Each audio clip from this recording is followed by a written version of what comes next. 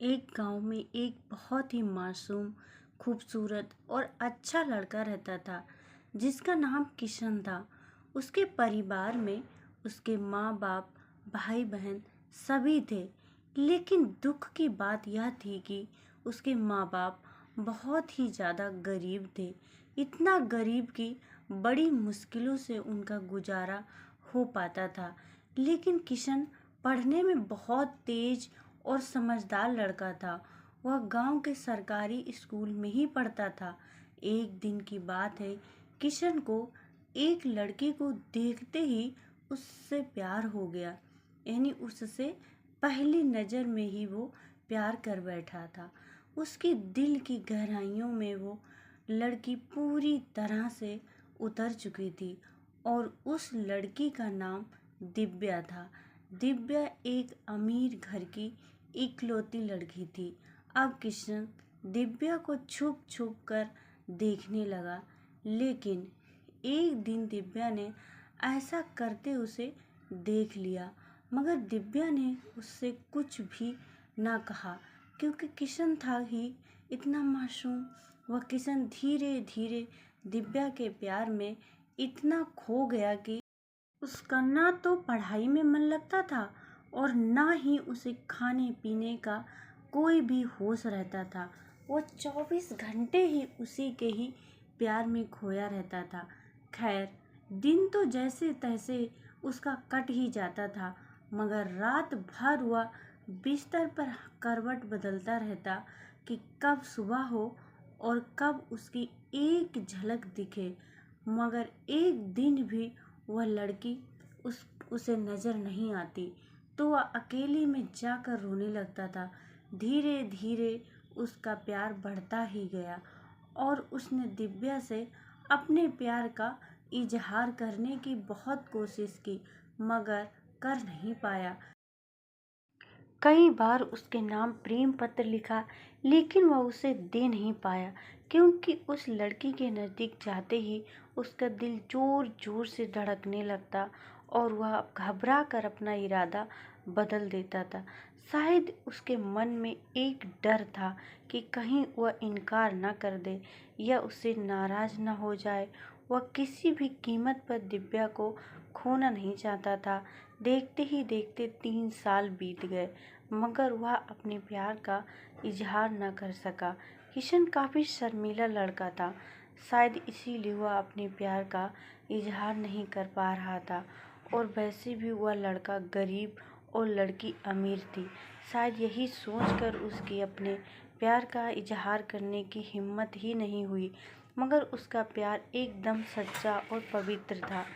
उसने कभी भी उस लड़की के बारे में कभी गलत नहीं सोचा था। एक दिन दिव्या ने उसे रास्ते में ही रोक कर पूछा कि तुम्हारा नाम किशन है? उसने कहा हाँ।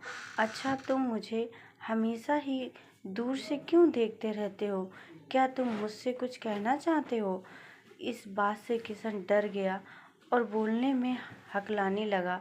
तभी दिव्या बोली कि तुम बहुत मासूम और अच्छे भी हो। उस दिन शायद बात बन ही जाती, मगर किशन उससे बात करने में बहुत ही ज़्यादा शर्मा रहा था। तो दिव्या ने कहा कि क्या तुम मुझसे दोस्ती करोगे? ये कहकर दिव्या ने अपना हाथ आगे बढ़ा दिया, तो किशन ने जल्दी से उसका हाथ अपने हाथ में लिया और कहा कि हाँ, मैं तुमसे दोस्ती करना चाहता हूँ। दिव्या के चेहरे से लग रहा था कि वो किशन से पूरी तरह इम्प्रेस हो चुकी थी। अब वो दोनों ही एक दोस्त की तरह मिलने लगे और दिव्या को भी शायद उससे प्यार हो चुका था और वो भी किशन के कुछ बोलने का इंतज़ार कर रही थी। किशन को भी ये पता लग चुका था कि दिव्या अब पूरी तरह से उसकी दीवानी हो चुकी थी। अब उसे प्रपोज करने की ही देर थी। मतलब उन दोनों को ही एक दूसरे से बेहद प्यार हो चुका था। तभी एक दिन किशन के पिताजी बहुत बीमार हो गए और वो वैसे भी अब काफ़ी बुजुर्ग हो चुके थे, इसीलिए उनसे काम की कोई भी उम्मीद नहीं थी। किशन के पिताजी की ही वजह से घर का सारा खर्चा चलता था। लेकिन अब क्या होगा? किशन की 2 जवान बहन भी थी जिनकी अब शादी भी करनी थी। तभी किशन के पिताजी उसे कहते हैं कि बेटा, अब शायद मुझे पढ़ाई छोड़नी होगी और शहर जाकर नौकरी करनी होगी। शहर में मेरा एक दोस्त व्यापारी है, राम प्रसाद। वो तुझे अपने पास काम पर ज़रूर रख लेंगे। तू बस उसे मेरा नाम बता देना। मेरा नाम सुनते ही वो तुझे काम पर रख लेगा और तनख्वाह भी अच्छी दे देगा। परिवार को दुखी देखकर किशन को शहर जाना ही पड़ा। किशन अपने गरीब परिवार के लिए शहर कमाने तो चला गया, लेकिन अब वह उसका हाल जल बिन मछली जैसा हो गया। वह 21 साल का लड़का दिन भर काम करता और रात भर उस लड़की की याद में रोता रहता। ऐसे ही करीब 1.5 साल बीत गया। तभी एक दिन उसका दिल ऐसा उड़ा कि वह काम छोड़कर शहर से अपने गांव भाग आया।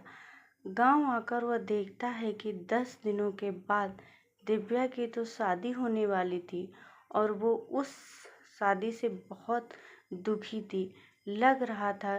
तभी किशन की माँ ने बताया कि तेरी एक दोस्त दिव्या कई बार अपने घर पर आई थी और वो बस तेरे ही बारे में पूछती थी।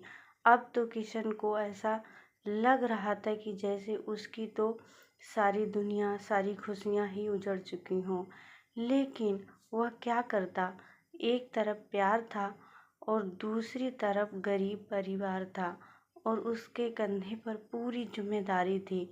वह दिव्या से आखिरी बार भी नहीं मिला और उसने ये फैसला कर लिया कि उसे अपने बूढ़े माँ बाप और अपने छोटे भाई बहन और बड़ी बहनों की खुशी के लिए अपने प्यार की कुर्बानी देनी ही पड़ेगी।